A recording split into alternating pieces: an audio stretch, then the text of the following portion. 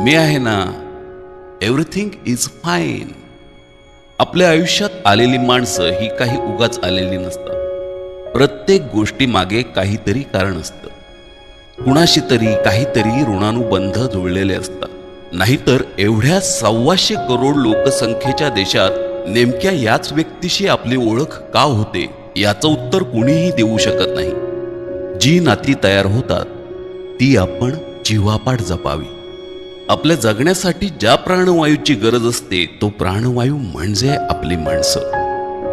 रक्ताच्या नात्यांना काही चॉईस नसतो, पण आपलेपणाच्या नात्यात तसं नसतं. It is mutual relation. मन जुळलं की आपलेपणाचं नातं तयार होतं. जे बंध खूप स्ट्रॉंग असतात ते कोणाच्याही सांगण्याने किंवा विपरीत परिस्थितीत कधीच तुटत नाहीत.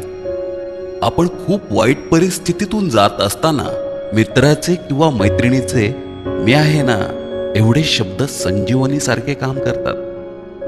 अगदी प्रत्यक्ष नाही, पण अप्रत्यक्ष सोबत असणं खूप सकारात्मक ऊर्जा देणारं असतं. पैशांनी श्रीमंत होणं खूप सोपं आहे हो, पण नात्यांनी समृद्ध होणं तितकंच कठीण.